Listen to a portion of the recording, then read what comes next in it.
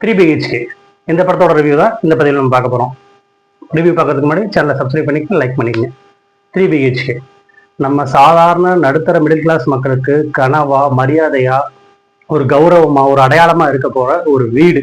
அந்த வீட்டை பத்தின, அந்த வீடு வாங்கணுங்கிற அந்த கனவை இவங்க வாங்கினாங்களா வாங்கலையா அப்படிங்கிற ஒரு சாதாரண மிடில் கிளாஸ் மக்களை பத்தின ஒரு கதை தான் இந்த 3BHK.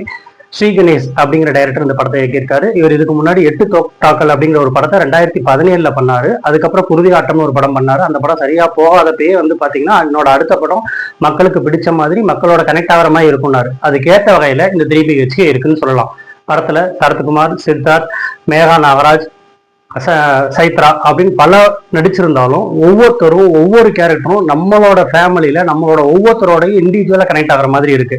படத்தோட ஃபர்ஸ்ட் ஹாஃப் ஃபுல்லாவே ஒரு சரத்குமார் ஆகட்டும், தேவயானி ஆகட்டும், அவங்க பொண்ணா இருக்க மேத்தா நாகராஜ் ஆகட்டும், சித்தார்த் ஆகட்டும், ஒவ்வொருத்தரும் எல்லாரோட ட்ரீமும் என்னவா இருக்கு அப்படின்னா ஒரு வீடு வாங்கணும். அந்த வீட்டுக்காக மந்த்லி நம்ம எவ்வளவு செலவு பண்றோம், எவ்வளவு மிச்சம் பண்றோம்னு ஒரு டைம் டேபிள் போட்டு அந்த வீடுங்கிற கனவை நோக்கி அவங்க எப்படி பயணிக்கிறாங்கிறத ரொம்ப அழகா, ரொம்ப கோர்வையா, சூப்பரா கொண்டு போயிருக்காங்க. அதே மாதிரி ஃபர்ஸ்ட் ஹாஃப்ல பாதிக்கு மேல பாத்தீங்க அப்படின்னா ஸ்கூல்ல படிக்கிற சித்தார்த்துக்கு படிப்பு வரல, அதனால அந்த படிப்பு தான் என் வாழ்க்கை அப்படின்னு பெற்றவங்க நம்பிட்டு இருக்காங்கன்னு சொல்ற விதம் ஆகட்டும், ஸ்கூல் லைஃப்ல நடக்கிற அந்த முதல் பருவ காதல் ஆகட்டும், இல்ல அக்கா தம்பிக்குள்ள வர சண்டை ஆகட்டும், குடும்பத்துக்குள்ள சரத்குமார் தேவயானிக்குள்ள இருக்க பாண்டிங் ஆகட்டும், அண்ணன் தங்கச்சி அப்பா அம்மா அவங்க எல்லாரோட பாண்டிங்கும் ரொம்ப அழகா கோர்வையா கொண்டு போயிருக்காங்க.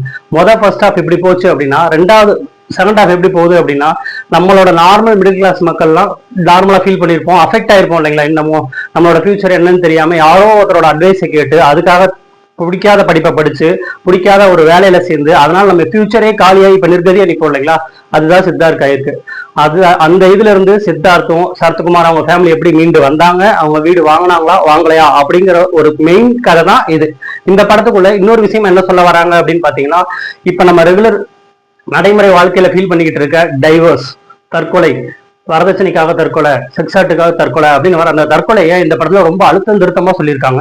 கல்யாணத்துக்கு அப்புறம் நம்ம மேத்தா நாகராஜ் அவங்களுக்கு நடக்கிற ஒரு சம்பவத்தை அவங்க எப்படி போல்டா எதிர்கொள்றாங்க அப்படிங்கிற அந்த ஓன் ஷாட்ல, அந்த ஷாட்டு நம்ம குடும்பத்துல நம்ம பொண்ணை நம்ம கவனிச்சிருக்கோமா, நம்ம பொண்ணை நம்ம பாதுகாத்திருக்கோமா, நம்ம பொண்ணை நம்ம கரெக்டான வழியில கல்யாணம் பண்ணி கொடுத்துருக்கோமா அப்படின்னு ஒவ்வொரு பேரண்ட்ஸுக்கும் மனதுல பதிகிற மாதிரி ஒரு நறுக்குற ஒரு அடி அடிச்ச மாதிரி அந்த ஷாட் அமைஞ்சிருக்கு.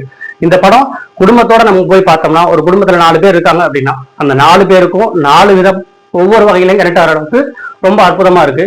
படத்தை பார்த்தோம் அப்படின்னோம்னா பேச முடியல. ஒரு 7-8 இடத்துல பாத்தீங்க அப்படின்னா நம்மளை எமோஷனா கொண்டு போய் ரொம்ப கோர்வையா நிப்பாட்டியிருக்காங்க. படம் ரொம்ப அழகா இருக்கு.